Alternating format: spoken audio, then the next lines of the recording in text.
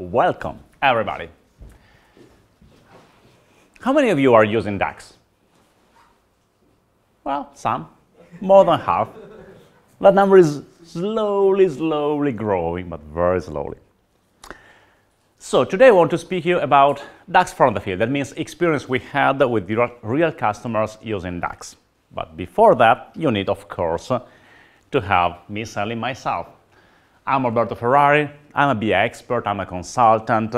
I work on BI. I love working on business intelligence. So all the stuff about business intelligence with the Microsoft stack is what I do. And I do project solving, complex project assistance, and all interesting stuff. I'm a book writer, BI partner, SaaS Maestro, MVP with a lot of names. So you see, I do a lot of interesting things.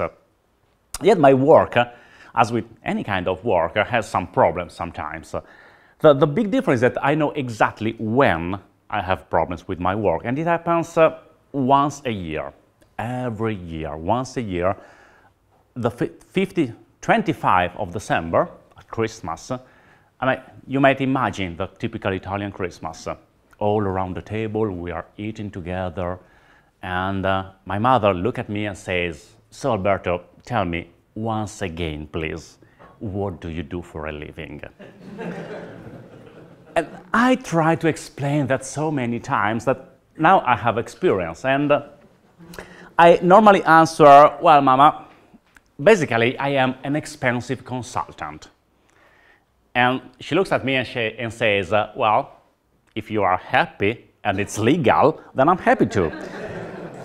And that's how it works. Now, choosing to be a consultant is something that you choose, but choosing to be expensive or not expensive is not something that you really choose. It's the market that chooses for you. And it was easy in the past years to sell yourself as an expensive consultant because we were working with multidimensional and MDX, and that's not something easy. You need to study a lot, you need to learn all of data structures, you need to know MDX. And by the way, how many of you know MDX? Just a few. How many of you love MDX? One. There is always only one. Every time I ask this question, there is just one between the attendees that really love MDX. MDX is hard to learn. You spend a lot of time learning it, and if you didn't learn it in the past, well, don't do it in the future because it's an interesting language, meaning that you really need to spend a lot of time there. So designing this solution was very hard, and it was easy to sell yourself at high prices because you knew a lot of things. And with all that, you can understand my strong disappointment when Microsoft said, "We are going to release an in-memory database that will work fast without any optimization. You don't need to learn, you don't need to study. Every Excel user will be able to create beautiful reports just by using the DAX language." And that basically would have meant, from my point of view, that next year I would have answered my mother, "Mama, I am a consultant." And losing the expensive word in front of it was really a pain. But then I started using DAX, I started using Tabular, I started using all this stuff, and I simply touched the real world where, I'm no longer a child, so I stopped believing in Santa Claus, the Tooth Fairy, Microsoft marketing, and all these totally useless people speaking. The real world is different. Tabular is not an easy engine. It's far from being easy. DAX is not an easy language. Optimizing DAX is hard. Optimizing a database is hard. Of course, everything is easy. If you work with AdventureWorks or if you work with a few million rows, everything is absolutely easy. But as soon as you start reaching hundreds of millions of rows, billions or tens of billions of rows, everything is totally different. You really need to understand a lot of details about your engine in order to make it work. The DAX language is very easy to learn at the beginning if you are only concerned in doing some and small calculation. But as soon as you start to do complex expressions, then DAX is no longer an easy language, and it requires a lot of time. So what I want to share with you today is a few of the things that I discovered the hard way, meaning I tried to solve problems and I was not able to solve them until I learned the most important things. And I'm not going to teach you anything, so don't expect to learn a lot of things. What I want to do is highlight the most important topics you need to worry. And the first one, and the most important one, is understanding exactly how the engine works from the inside. I have taught MDX, I have taught a lot of multidimensional courses, never spoke for 5 minutes about the internals of the engine. With Tabular, you need to know the internals. If you don't know them, you will not be able to understand anything about the performance of your data model after it goes in production. So the focus is on large tabular solution. I consider a solution large when it starts to have a few billions rows. A solution with 100 million rows is still a small one. And it's really hard to make Tabular work slowly if you have only 100 million rows, because it's fast, because Tabular is really a fast engine. But if you reach the billion or the tens of billions, then things start to change. And at that point, of course, something is a problem.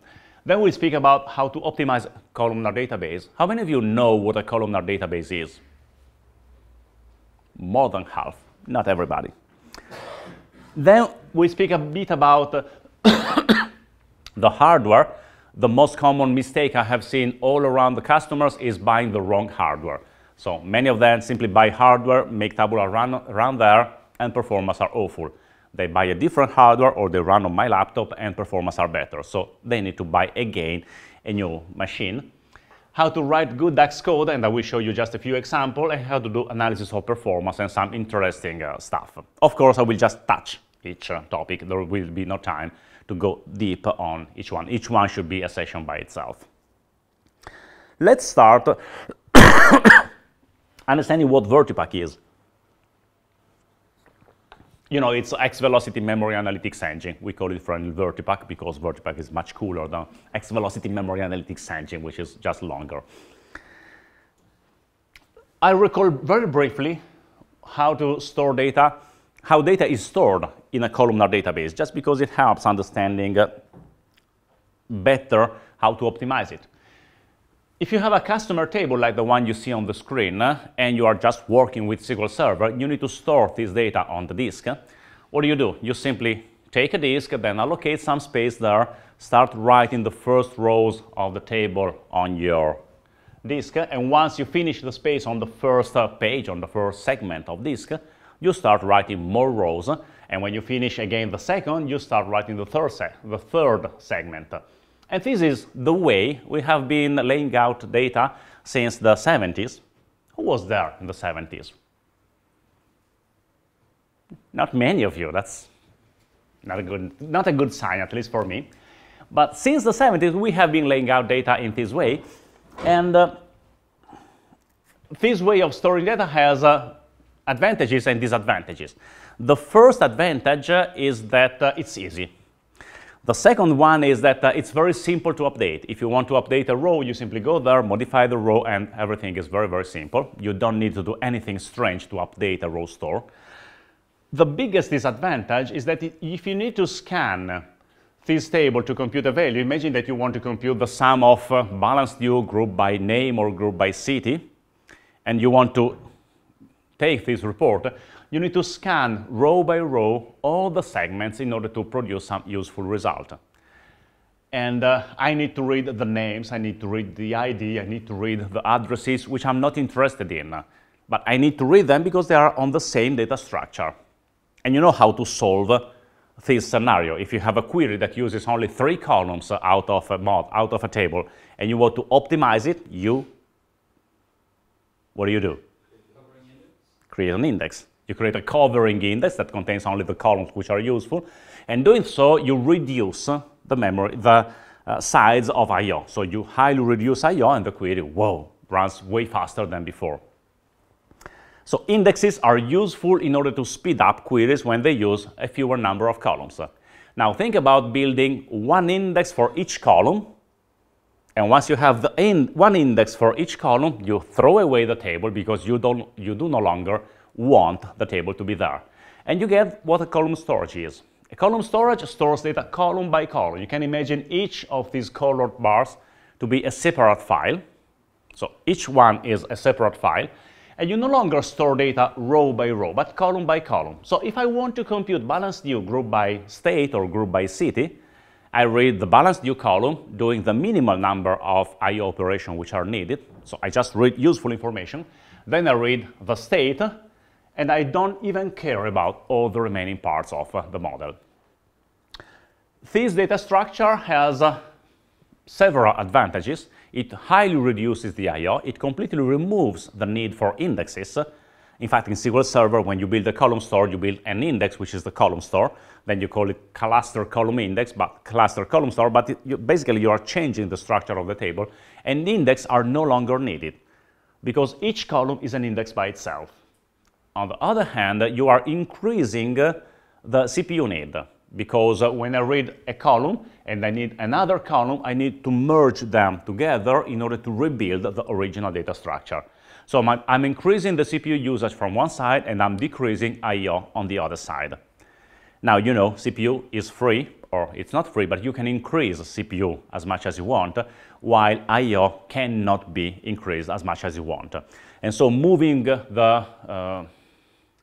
your efforts on the CPU level and reducing the I/O is always a good idea. And this is why everybody is moving data, at least in the data warehouse, on column store. Column store have a really major drawback, is that they are very, very hard to update. It's not evident right now, but it will be after the next slides, because with column store come optimizations, and these optimization make it really, really hard to update a column store. In fact, the implementation of column stores in SQL Server 2014 is really, really complex. If you want to spend some time reading before the bed, take a look at how the updates are handled in column stores in SQL 2014. It's a masterpiece of technology. It's a really beautiful way of implementing updates, but shows you how complex it is. Now, from the previous slides, you see that everything is stored in a single column. So forget about tables, forget about everything else, just focus on one column. If you think at one column, there are a few optimizations that you can run which are really efficient on a single column. And the first one is run length encoding, zipping a column, compressing the data in a column. If you have a quarter column coming from the fact table of a data warehouse, so it has billions of rows, and it always contains the quarter of the sale or the quarter of whatever. The quarter doesn't change very often. If you have a lot of data, it changes very, very slowly. And it's a waste of time storing every time that string. You can simply identify the points where that string changes, and instead of storing the column in this way, you store it in an optimized way, storing the quarter, so the value, from which row it starts and for how many rows that value is repeated. By doing it this way, instead of storing for 1 million times quarter one, you have a single row there. Okay? And so you highly compress. Then you can even get rid of the start and only store quarter and count. This is the minimal amount of information you need to have in order to rebuild the structure. Of course, with the quarter, everything is fine. With the product ID, things are slightly different. Slightly different means that the product ID changes more quickly. And so when you compress it, you no longer have only a few number of rows, but you have a larger number of rows because there are many changes of the same value. So it goes to one value, then changes back, and then changes to something different, and the structure becomes larger. If you have a column that changes so quickly that trying to compress it will produce a larger structure, then Tabular is not all that stupid. It says, okay, I will not even try to compress a column if it changes very, very often. I store the column as it is. So the idea is that Tabular will never use more memory than what is really needed, and never more memory than what is in the database size. But for very frequently changing column, this might be very, very large. So it might use more memory than for highly optimized columns. And run length encoding happens quite always. If it can compress data, then run length encoding happens. There is another kind of encoding which is more important than run length encoding, which is dictionary encoding. Let's go back to our quarter column. We have quarter one, quarter two, quarter three, 4 values. And we know that we have only 4 values. If you simply run a select distinct on the column, you get that the column has only 4 different values. So what does Tabular do? Tabular builds a dictionary, the one you see on the right, containing 0, 1, 2, 3, and then quarter 1, quarter 2, quarter 3, quarter 4. So the dictionary converts strings into numbers. And then, by counting them, Tabular discovers that only 4 values are needed. So 2 bits are more than enough to represent all the distinct values of that column. And there is no point in storing data in bytes if data can be stored in bits. And so it converts this column into a bit stream that contains the values on a bit-by-bit basis. Once this is done, you gain one of the major characteristics of Tabular, which is Tabular is data type independent. It does not matter whether you use strings, integer, floating point, or whatever kind of data type you want for a column. They all use the same amount of memory. The only thing you really need to worry about is the number of distinct values of a column. If that number increases, then you are in trouble. If that number is low, then you are happy because the number of bits is smaller. Okay? This is good because you don't need to worry about data types, so no more headaches because I use a teeny int or a small int or a whatever int.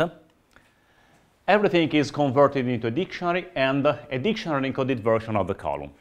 Now you have a column containing only integer values, and you can run length encode the dictionary encoded version of your original column. So this is our column right now. We run length encode it, and we create a different data structure, which run length encodes the dictionary encoded version. Okay? Now, you take the dictionary, you take that data structure, and this is what Tabular stores for each single column. So each column is compressed in this way. The compression is very good, it compresses very well, but you see that there are 2 characteristics you need to worry about when you look at the Tabular database, which is not the data type. We know it's independent from the data type. It's not really the number of rows. Having seen all this description, what are these 2 characteristics? So what are the worst enemies of Tabular? There are 2. The first one is easy, and it's the distinct count. The more number of values a column has, the worse it will be. So your goal will always be that of reducing the number of distinct count. The other one is strictly related to run length encoding, and it is sorting. If data is well sorted, then it will use a lot less memory than if data is not sorted correctly. So you don't have many options of improving the performance of a tabular model. But by simply choosing the correct sorting algorithm and reducing the distinct count and working on these features, you can greatly improve performance. When I say greatly improve performance, I mean, how do I say that? I normally speak about reducing the memory footprint, so trying to compress better. And why should you worry about compressing better? Because so you're running less memory. That's fine, but you can buy terabytes of RAM today. It's not so expensive to buy a machine with 2 terabytes of RAM. The problem is that Tabular has no I/O. The data is already in the fastest place where it could be. It's in RAM. So your only option of making it run even faster is reducing the amount of RAM that Tabular needs to scan whenever it needs to compute a value. It's clear that scanning a column which uses 1 gigabyte is faster than scanning the same column if that column uses 10 gigabytes. And it's even easy to understand how much it is faster. It's 10 times faster because you are scanning 1/10 of the original RAM. So the goal of reducing the memory footprint of column is tightly related to the optimal speed of the tabular engine. So you need to reduce the number of distinct values for columns. You need to kill any column which uses too many distinct values. And there are, of course, techniques to do that by cutting values, by reducing the precision. reducing the memory usage increases both the scan speed and any filter operation that you do on a column. And don't waste your time on columns which have a lower number of distinct values.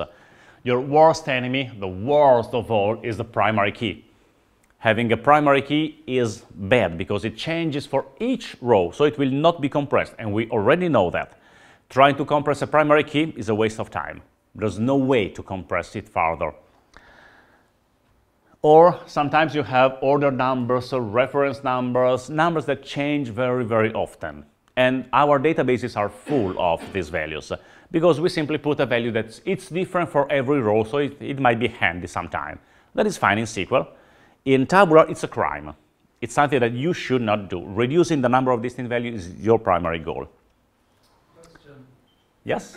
Does that hurt performance only when you touch that column or otherwise? Yes, performance of course happens only when you touch the column. If you don't use a column, it will never be used. It uses memory, you are wasting memory, but apart from that, you are not using that. But as soon as you touch it, you need to scan it, and Tabular is not as smart as you might expect. When it needs to touch a column, it scans it. No matter how large it simply scans it, and later we will see a few demos where this can be a big problem. But now I want to show you something much simpler. Okay. I have a data model that I normally use for demos, which is here. It's 13 gigs of RAM, so it's not a huge data model, but it's already large enough to show some of the behavior of the model. And in this in this model, I have a few rows. I have 4 billion rows in the fact table, and then I have a bridge table with 2.7 million and a dimension with 142 millions. But I'm only concerned in the fact table, which is 4 billion rows.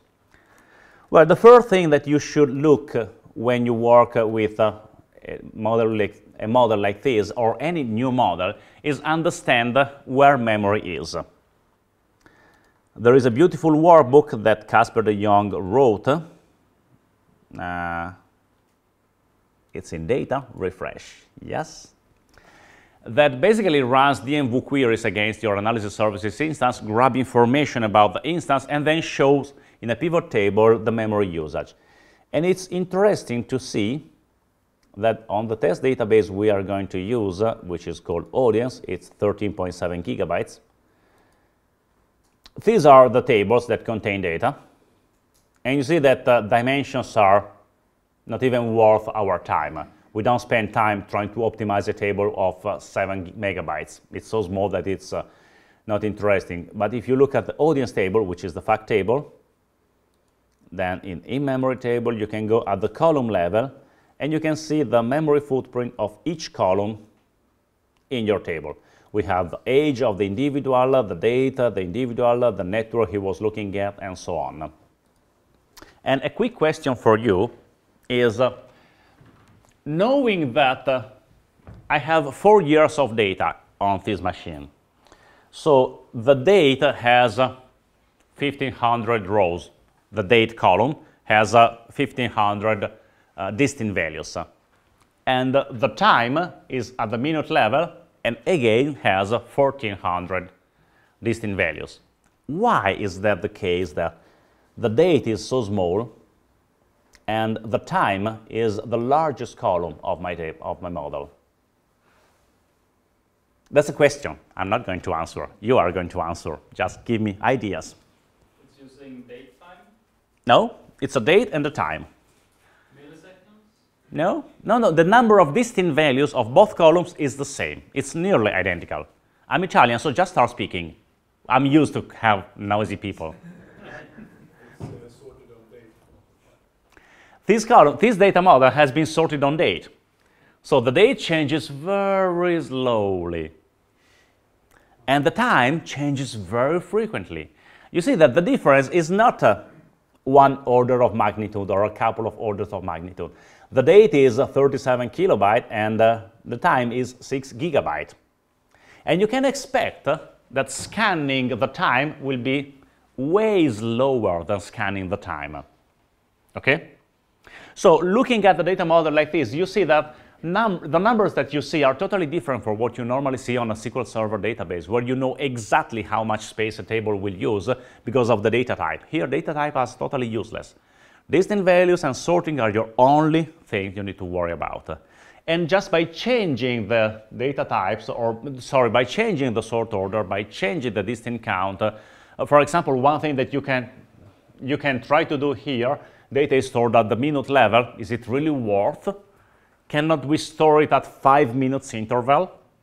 That will reduce the number of distinct values, reduce the bits, and decrease the memory footprint. Can we store different columns, one for the hour, one for the minute, and one for the second? Might be, I don't know.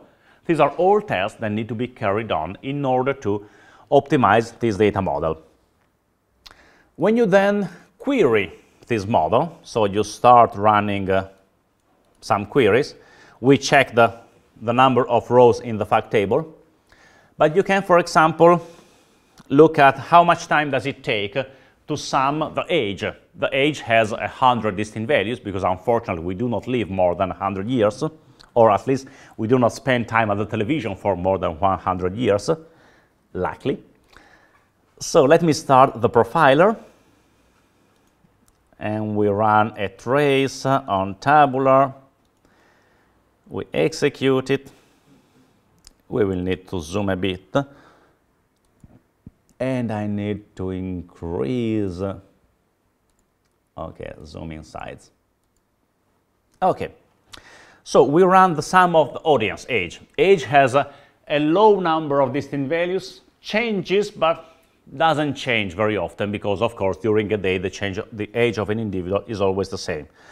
And as a calculation, I just use a sum because I'm not interested in computing values. I'm just interested in scanning RAM and understanding how much time does it take to scan that RAM. And it executed took 219 milliseconds. That's a base number you can start to use. Look what happens when you scan ID time. ID time is the column using 6 gigabytes.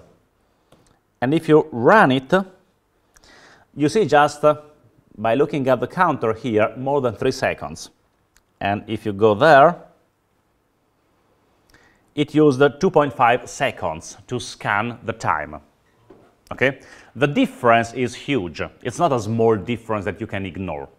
Because just computing the sum of a column, if that column is not optimized, is going to take 10 times the scanning of an optimized column. And you need to choose which one to optimize. You cannot optimize both. Either you optimize time, or you optimize the date, or you optimize another column. You have to take this decision. And as you might imagine, it's not easy. The weight has a lot of distinct values, but it changes very slowly. Weight is not the weight of that individual. It's a statistical relevance from the point of view of the analysis. And scanning the weight takes a mean time, 1.2 seconds. So in the middle between the two, just because it has a lot of distinct values but doesn't change very often, so it has a small memory footprint. ID data, which is our champion, the column which is the smallest one in the data model, if you scan it, it takes 31 milliseconds. I don't know if you can read it from the bottom without the zoom, but I don't think so. Okay. So 31 milliseconds is the top one, and 2.5 seconds is the worst one. If you think, again, at AdventureWorks, it will take a few milliseconds for any column because they are very, very small. But think of large customers, tens of billions of rows, where increasing that time means spending a lot of money on hardware in order to achieve good performance. There, of course, tuning need to be much more complex. And this was just for scanning. Remember that we started from the idea that Microsoft says that Tabular will work incredibly easily for everybody. Then you do the same using a different count. Instead of doing scanning, let's do a distant count. What's the difference between scanning and distant count? Well, you can imagine Tabular scanning memory, and if you only need to do a sum, it's simply reads memory and groups everything into a single value, the register of a CPU that contains the value being computed by that thread. So a CPU register is enough to store everything. If you need to do distinct count, things are slightly different because yes, you need to read memory and read everything, but then it's not a single register that is enough. You need a bitmap where each value on the dictionary is represented, and while data passes, you put the bit on for all the values that you read. Then at the end, you count the number of bits and you know what the distant count was. So this is exactly what the CPU is doing when we run a distant count. What's the problem now? Well, if that data structure, the bitmap, fits the CPU cache, then writing there is very fast, because it writes in the cache and the cache is fast. But what does it happen if that data structure does no longer fit in cache? Then you are in trouble because you need to write on memory and you're reading from memory, and then things start to change. And so if you run a distant count of the age has 100 distinct values. And as you might expect, it's not going to take a lot of time to execute. It's 96, we got the result, we want the precise number, it's 187 milliseconds to take the distant count over 4 billion rows of a column with 100 distinct values. Multidimensional is not even thinking about running at this speed. Multidimensional distant count on billions of rows run in seconds. Here, everything is way faster. If you do that with ID time, you run it, and as you might expect, it takes some time. 1.8 seconds is the time needed for that execution. By the way, it is worth noting that taking the distant count has a measurement which is similar or at least comparable with sum. And if you compare with multidimensional, the difference is huge. In multidimensional, distant count are a pain. In tabular, distant count are simply something that you can use. Question. Yes? It was faster running distant count than sum, wasn't it? Sometimes it happens. It's a no. The problem is it's much more tricky. When you run a distant count, when you run a sum, many threads are detached. Each thread will generate its own result set, and then all the result set will be merged together, and they use a data structure that is optimized to scan large tables. Distant count use a slightly different technique where the number of locks on the internal structure is reduced. And so in some cases, it's not always the case, but in a lot of cases, if you have a small number of distant counts are even faster, because in reality they run with less contention for the CPU. There is less parallelism and the CPU are running faster. It really depends on the machine, on many different parameters. Now the weight has many distinct values. And you remember that scanning the weight was not so long. It didn't take so much time. Taking the distant count goes to 3.3 seconds. 1.2 seconds was the time to scan it. 3.3 seconds was the time to take a distant count. What's the point here? It's not a memory footprint. Here it's barely the number of distinct values which exceeded the maximum size that you could fit in the CPU cache. So is the CPU cache important? Yes, it is. It's damn important. If you're running distant count, it's even more important. You need to buy the correct CPU in order to make Tabular run in the correct way.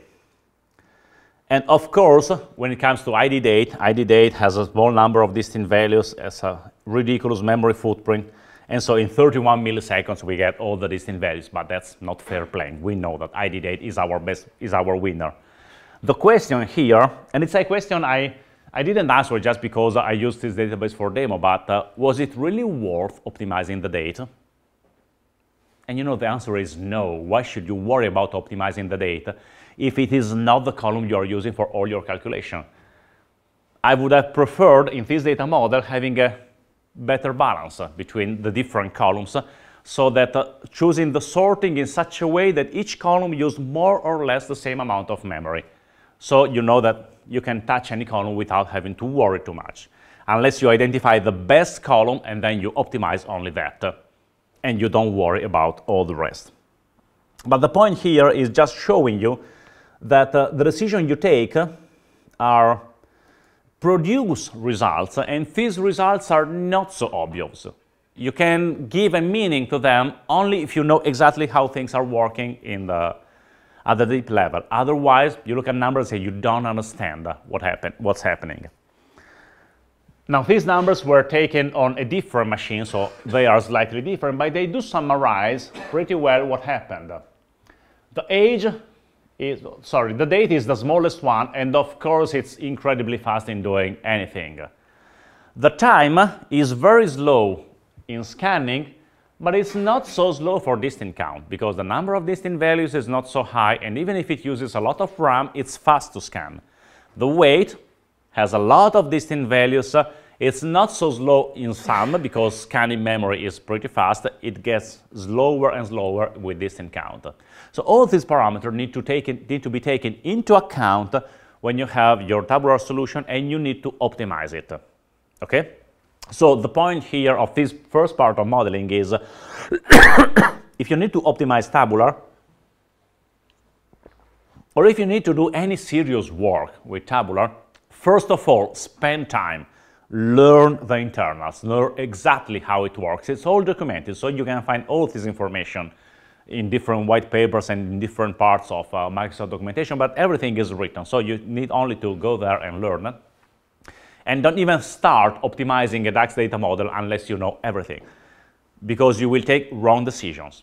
You will try to optimize a column just to discover that that column was not even using a small amount of memory, and you will be probably missing the most important ones, which look innocent, and they are really the bad guys, the ones that use all of your memory.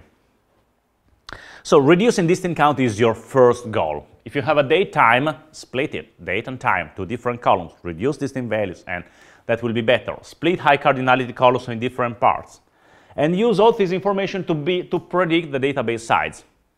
If you have a customer that tells you, okay, this is my current database size, I need to buy the next hardware, what are you going to do?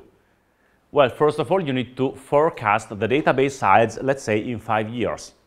How do you do that? That's not hard to do. You look at the growth of rows in the fact table, you look at patterns, you try to estimate how many rows will get into the data warehouse in the next 5 years. And then you evaluate the database size. You build one model with 1 million rows, and then you evaluate the size. Then you go from 1 million to 10 million, from 10 million to 100 million, from 100 million to 500 millions. And each time you evaluate number of rows, database size, until you draw a few dots on the grid that show you a clear curve that shows you the expected size of a database when it will reach the size it will reach in 5 years. And so you know how much memory you will need. You can buy as much memory as you want, but you cannot increase it as much as you want. Each server has a maximum amount of memory available. You cannot go over that limit. So you need to buy, you want 2 terabytes, that's fine, buy 2 terabytes. You can buy a machine with 2 terabytes of RAM. But on that machine, you will never be able to fit 4 terabytes. When it will be the case, you will need to throw away that machine and buy a new one. Okay? So that's the important point, understanding how much memory you will need and fixing that point. Oh, everything was written on the next slide, and I remember that. Now, one of the problems at this point is that as soon as you start hitting the terabytes of RAM, you can buy at the supermarket a machine with 256 gigabytes of RAM. Well, maybe not at the supermarket, but you can buy it easily. But when you reach the terabyte, things start to be different. You can no longer buy a machine with 2 terabytes of RAM in any shop. And moreover, think of that. If you have, let's say, a machine with 64 cores, so a large machine, or 256 cores, and they are all spending their time doing the job of Tabular, which is scanning RAM, reading from RAM, computing values, storing, and returning results. So their daily work is scanning RAM. What's the major bottleneck of this hardware? Memory bus. The memory bus. Can you imagine 256 cores fighting for the memory bus, which contains a massive 2 terabytes amount of RAM?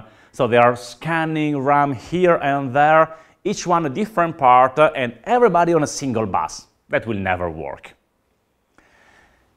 And so they created what is known as NUMA. NUMA hardware is, okay, I want to speak about NUMA, then we will come back to that slide. The NUMA idea is, if you have a lot of cores and if you have a lot of RAM, why don't you multiply the number of sockets, of bus RAM?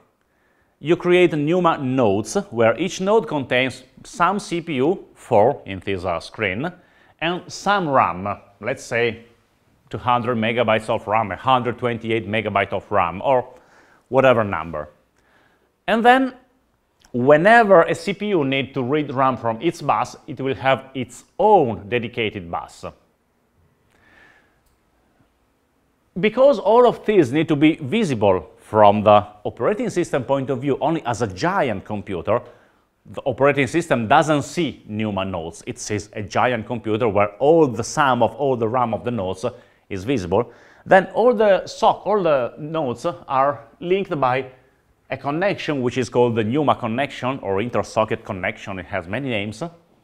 And if a CPU from node 0 needs to read data from node 1, then instead of going through its local bus, it will run through the NUMA bus and get access to that memory.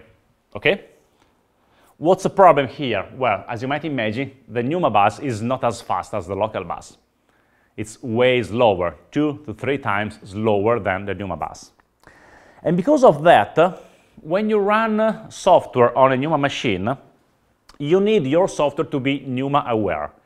NUMA aware means that it tries to detach threads on nodes, making them access only to the local RAM. Because as soon as it touches the inter-socket connection, you start to have problems.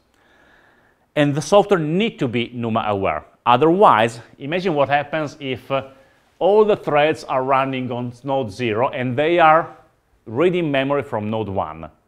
It will be slower than a canonical architecture, because everybody will try to read from node 1 all the nodes of node 0 plus all the nodes of node 1, and they will be just fighting for the local memory access, and of course performance will be awful.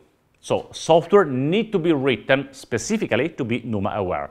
If it is not, performance is normally worse. Guess what? Tabular is not NUMA aware. Neither Tabular nor multidimensional. Multidimensional, it is at some degree, but not so much. Tabular is definitely not NUMA aware. And so how do you solve this? If you have 4 nodes, 8 nodes, 16 nodes, you cannot create a single database containing everything and then hope to make it run on a NUMA hardware. You need to divide the model into smaller models so that each single database fits a single NUMA node. And then you detach instances of analysis service, one on each NUMA node, so that you are sure that each instance only works on that specific tabular node. We tried that, and even if the rule of thumb Microsoft gives is that less than 4 nodes is good, going to more than 4 nodes is bad, what we basically found is that 1 node is good, more than 1 node is definitely bad. Bad to a point that you lose, performance goes it takes twice the time. So a query that was running in 10 seconds runs in 20 seconds if you just run on NUMA node without affinitizing properly the hardware. And so that is important. It means that you need to find a good partition key for the data model, and you need to find it. So you need to design your data model so that it can be easily partitioned. Likely what happens is that you normally have, when you have large customers, they are not just single customers. There are service providers that provide information to their customers. And so you can split the database at the customer level and create many different smaller databases so that everything works way better. But again, is one feature that you need to worry if you're running on Tabular. You don't need to worry too much about that if you're running on multidimensional or on other techniques. How do you affinitize? Well, you run in virtual machines. Tabular works perfectly in a virtual machine. You don't lose nearly anything because you are running in a virtual machine. The only thing you need to worry is CPU affinity. If you're running on a virtual machine that runs on NUMA hardware, that good chances are that the system administrator does not know that you want your virtual machine to be on a single NUMA node. And if it is split on 2 NUMA nodes, again, you have all the problems that come from NUMA. And if you plan to work on the cloud, remember that the largest machine that you can buy from Microsoft on the cloud, I guess it's the A7 today, they run on NUMA hardware on 2 different NUMA nodes. So running on the cloud leads to problems because of NUMA node. And the last consideration, which is a slide I had forgot, is this one, buying the hardware. From all the consideration we have done so far, you need to buy the fastest CPU you can buy. The fastest at the single thread, so basically the fastest clock. This is what you really need to search for, and with the largest level 2 cache. Because of all the consideration we did about data structure and all the stuff we discussed, it's important to have a lot of level 2 cache. The faster it is, the faster, the better. The number of cores is much less important than you might imagine, because no matter how fast your RAM is, it will never be fast enough to provide bandwidth to more than 8, let's say 10 cores at the same time. So if you have 64 cores, they will spend their time fighting on the bus RAM. And you are losing your money. You spend a lot of money on a great CPU, and it will not do anything. Finally, remember that the more the cores, the slower the performance. So you cannot buy 64 cores very fast. You can buy 64 cores, but they will be very slow. So you want a low number of cores with a lot of speed and a lot of RAM. RAM, as you might imagine, again, the fastest which is on the market is the one you want to buy. What about disks? Who cares about disk? We are in memory. We don't care about disk. So the slowest you can buy is fine. The problem here is that we tried. There was a white paper I published a few weeks ago that describes this experience. It was very funny. Because we tried, for a large customer, we tried several hardware. And the budget was in the millions of dollars. So we had money to spend to buy all the hardware we wanted. We didn't buy all of them, but we tested many different hardwares. And you know, who was the winner? The fastest one? It was a personal computer that was the gaming machine one of the developers was using for playing video games. Because it had a very fast clock, a lot of RAM incredibly fast, and it was not a server. It cost a few $1,000s. So it was very, very cheap. We were not able to convince the boss to buy clusters of these virtual machines. But honestly, we tried it. Alberto, can I ask a question about yes? the recommendation on number of cores? Yes. Is that regardless of number of users accessing? Yes. The problem is that no matter how many users you have, Tabular detach a lot of threads to scan tables, and they compute values, and each of these threads will scan memory. Okay? If you detach more threads than the available cores, you're wasting your time. Because normally you think that you can detach many threads because a thread is normally waiting. Because there is I/O, there is some asynchronous operation, there is something that needs to be done, and the thread can wait before the operation ends. In Tabular, no thread is ever waiting. A thread starts, scans memory, produces a result, and finishes. So if you have 8 cores and you have 8 threads, you're in a perfect scenario, because each thread is dedicated to a core, is running at its top speed, and is scanning memory. If you have more cores, yes, you can detach many threads, but they will wait for this RAM to serve data, and the RAM will not be fast enough to provide data.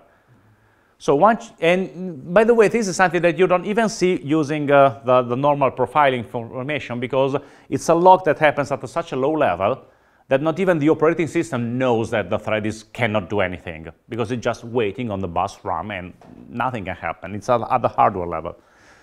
So regardless of the number of users, you basically take the RAM speed and that tells you how many threads you are able to detach. What we have seen is between 8, let's say 10, no more than 10 threads. If you have more, they will not do anything. The speed will not be, you will not increase the speed. On normal hardware, of course, on NUMA, everything is different. But on NUMA, you have the problem of NUMA nodes, and again, you have a problem. If you need to scale, we have been able to scale to nearly 500 users per machine, and needing to scale to more, we decided to buy more hardware.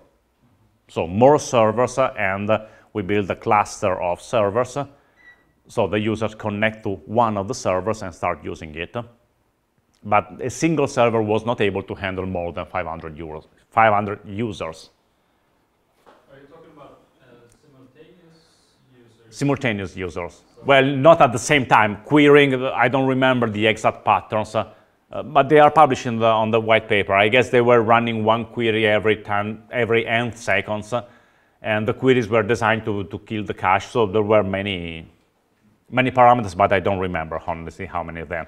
All these, of course, are parameters you need to decide before doing everything else. Most of the customers I met normally try to run Tabular on the same hardware they use for multidimensional. And what I normally show them is that my laptop, which is 2 years old laptop, is faster than their server, which is absolutely normal. For Tabular, that's absolutely normal. So if you want to run servers, if you want to run Tabular in the good way, provided the good hardware which is good for him, not for any other software.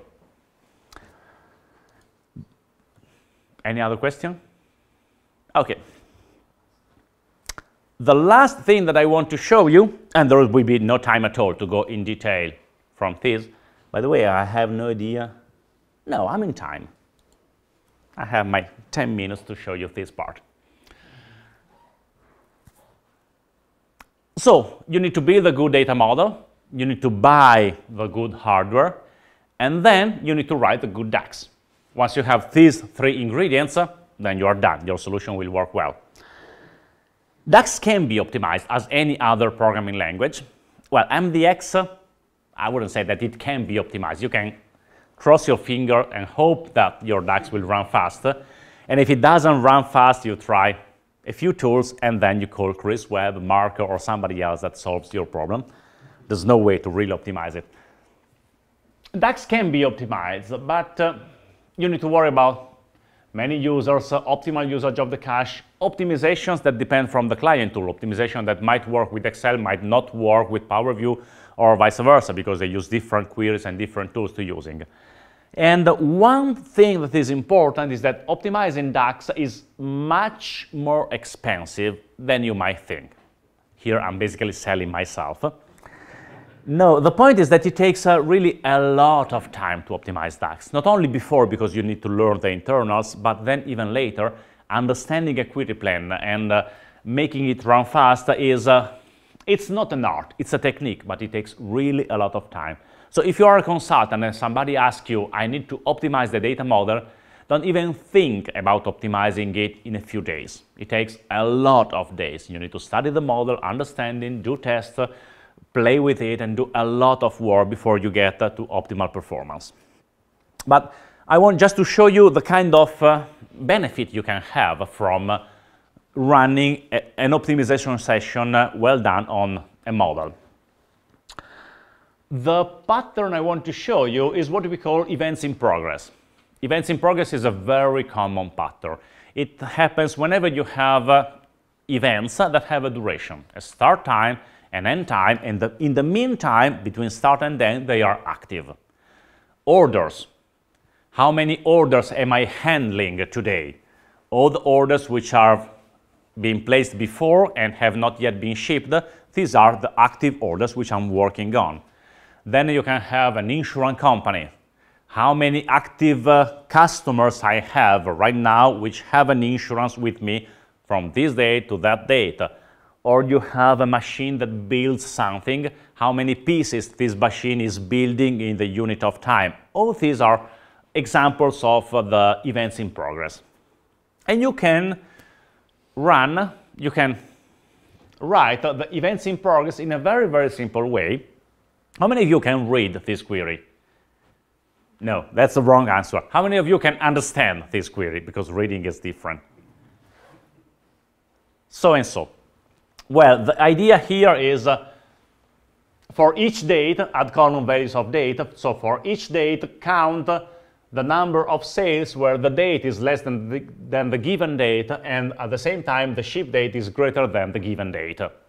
So that is the number of orders which are open at that point in time. And this is the query that you can write as soon as you finish one of the DAX books. You can start writing it and you run the query. But of course, we want to test it. Sorry, there was still a slide. And we will see 4 different variations of the same query written at different levels of optimization. Remember that we really started with the query you are going to see. So let me clear everything from here. Let's close that. And let's go to events in progress. We want to be fair, so we clear the cache. And the first query that I want to show you is the naive one. And it's running this time on AdventureWorks. Just to show you that you can make Tabular run slowly in AdventureWorks if only you write the query in the wrong way. But believe me, this is the first query that you write. I'm not cheating here. If you don't know anything, you start writing a query, and this will be the shape of the query. You run it, and the counter starts. You see, 3, 4, 5. We are in Tabular, and we are running with less than a few million, I guess less than 1 million rows. So it's a very, very small data model. I don't remember how much time it takes. In the meantime, one of the things you note is that we are not using a lot of CPU. So the CPU is nearly sleeping. And that is normal. If you write the bad DAX code, this is the behavior you get. It's 24 seconds, but we want to get precise numbers.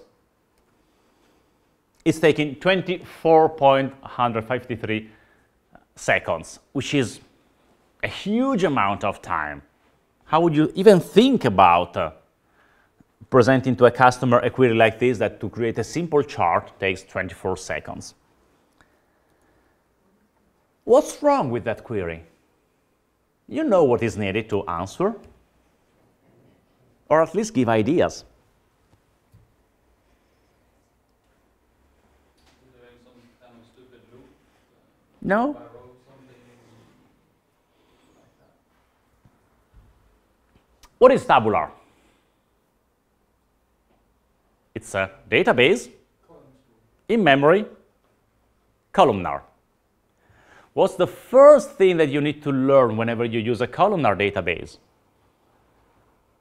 If you touch a single column, you are fast.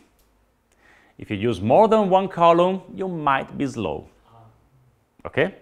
Look at that query. Order date less than date, and at the same time, ship date less than date. In a single expression, I'm using 3 different columns. 2 from a table, 1 from another table.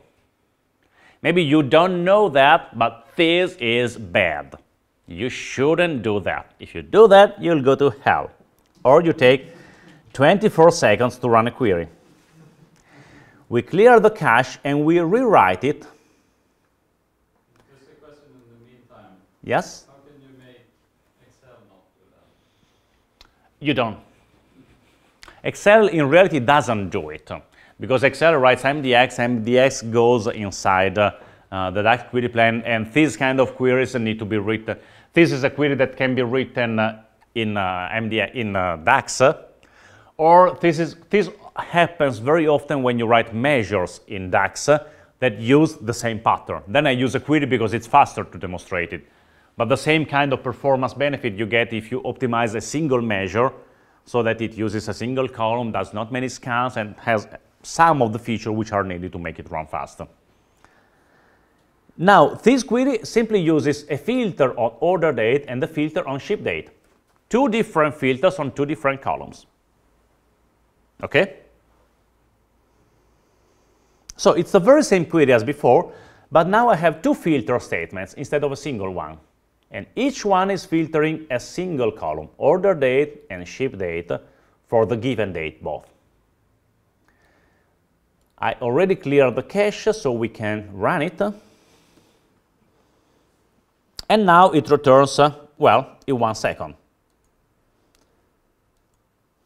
So before it was 24 seconds, the second trial went in 1 second. So it's 24 times faster just because you slightly changed the way it is expressed.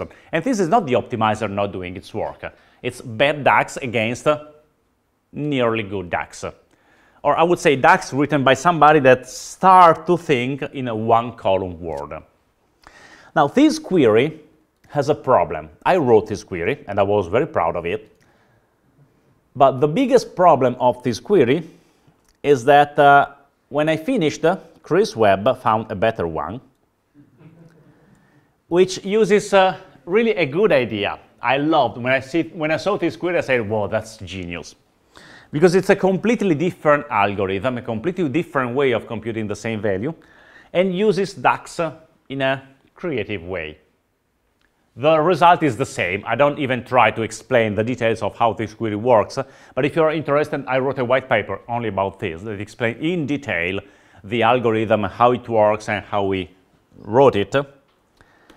If you run it, looks to take the same time, but the profiler helps you see that we move from 1 second to 187 milliseconds. So 5 times faster than the already fast query. And that required Chris Webb had. So it's not something that comes easily. I don't even know how exactly he found it, but it's a beautiful shape of a query. Now, I guess you know that. If you are working in a team and somebody finds a query which works faster than yours, then you shouldn't take it personal. It's something that happened. But I did it. And so what I did is I spent 4 days on that query to really fine-tune it. Because my goal was, okay, let's see how far can we go by searching for milliseconds here and there and reading the query and deeply understanding the query plan in order to optimize it at its best. And finally, I write this, which is nothing but a variation of Chris' query, written trying to optimize it for the Tabular engine. You run it, the cache was already cleared, and now we are 78 milliseconds. So we cut by half here, by 5 times here, and the original one was 24 seconds. That basically means that you can go from 24 seconds to 80 milliseconds, which is, I don't know, 500 times faster, something like it. But it takes a lot of time. Really, a lot of time. It takes a different mindset, a different way of thinking at the problem, a different way of approaching everything, and you can obtain really good performance.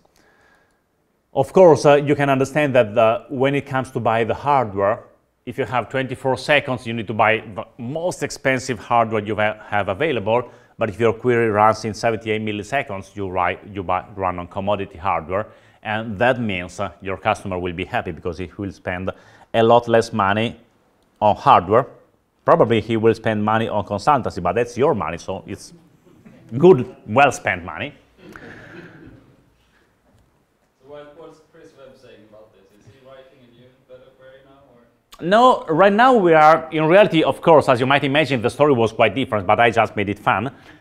we were really working together on this plan because our goal altogether was, okay, let's see how far we can go. And the final query we have written, it's all described on the white paper, is still dependent on some numbers. It's dependent on the number of rows and on the distribution. It depends from many patterns, and we are trying to find a different formulation for the query that does not depend from all these patterns, but still we have not find it. Events in progress is our test query. Whenever there is a new engine or new something, we try events in progress because we know that it's a very good example of the maximum power you can extract from an engine. And every time it requires a different approach, a different mindset.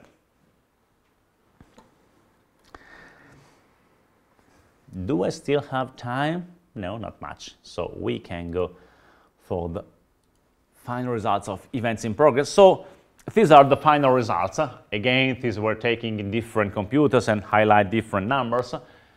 But the first query is 22 seconds here. A good DAX coder goes to less than 1 second. The idea from Chris was 170 seconds, and 80 was after a few days of really hard and really deep optimization. Is it really worth doing it? Well, as you know, the answer is no. Most cases, it's not worth doing it. Because if you're running on AdventureWorks, 1 second is enough. Why should you have? A user will never notice the difference between 1 second and 80 milliseconds. From his point of view, it's fast enough. Unless you have 50 serialized queries. At that point, things start to change. If you have 500 users querying a server, then things do change. And one of the things that I loved about the customer of the white paper I work with is that when we finished just testing the hardware, so testing the different hardware and testing the queries, and we decided Tabular was the solution to go, the boss called me and says, based on the numbers we have seen, we decided what to buy, and we saved $500,000 just on hardware. And you know, when one of your customers saves $500,000, you really feel good, because that means you can ask for more money, and he will never say no, because you demonstrated that it's worth doing these tests. And it's a lot of money. Apart from any other discussion, it's a lot of money that they save just by choosing the right hardware for the right system. You will probably not always save all that hell amount of money, but you can get good results by building clusters of gaming machines. Well, the last thing is too complex to show there. It's better go right to the conclusion, just because it's a bad demo. And it is this one, of course, that I don't want to spend time there. So let's go straight to the end of this talk.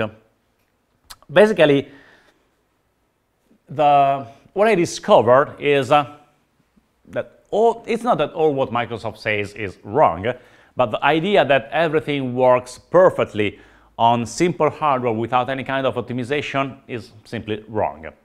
If you want to optimize Tabular, you can do that, but you still need to spend a lot of time. Learn the internals, that's the first thing. If you don't know the internals, everything else is a waste of time. Then buy the correct hardware, and if you don't know the internals, you don't know which hardware to buy. So learn the internals, then choose the correct hardware where to execute everything, and once you have it, start writing DAX code in the correct way. Don't underestimate DAX, not from the point of view of it will be widely used and blah, blah, blah. Okay, that will probably happen. But learning DAX doesn't take a week. It doesn't even take a month. It's not enough. Using DAX and thinking in the way DAX works takes a lot of time. It took me 6 months before I wake up a morning and I say, whoa, now I understand it.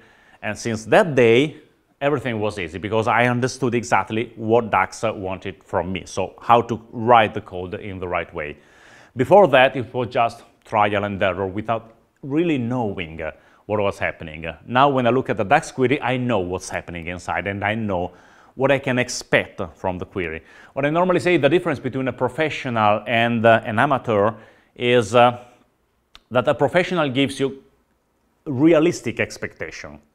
It says, this is the query you want. Okay, with that hardware, you can run 200 users on this machine, and I guarantee that it will work. While an amateur just tries a query, then tries another one, look at the web, does another test, and has no idea where it is going. It's just improving performance or decreasing without understanding what's happening. You need to know everything from the internal point of view to be a professional and to really give good advices to your user. And change the way you think at data modeling, hardware sizing, writing formulas. They are going to be all different from what you are used in MDX and in SQL Server. Once everything happens, provided that you are working on these sides, then everything will work. And the final thing is, I normally add this sentence at the end of any session I deliver, because all the numbers you have seen, so all the tests you have seen, are valid for this database, with this distribution of data, with these numbers, with these parameters. There are scenarios where you follow a road to optimize a query, then you take the same query, go to a different database, and the results are exactly the opposite of what you measured. Why that? Distribution of values. Sometimes scanning a column is fast, sometimes it's slow, and you cannot decide it if you don't know how data is distributed in your model. So you cannot simply follow a rule that says you optimize in this way. No, you optimize in this way for this database that has this feature where you run these queries. And that basically means that even in the age of self-service BI, there is still a lot of need for good BI professionals that really know their stuff and that they are able to drive the customer through taking all these decisions in the right way. With all these decisions taken in the correct way, everything will be easy. And you will probably have really good benefit from using Tabular. Tabular is way faster than multidimensional. They call it the engine of the devil, and for a good reason. It's done fast. But it's not very easy to make it fast as you want. That was the last slide. So I'm here for any question if you want, or if you are curious about it. I'm here to just ask. And in any case, thank you for attending.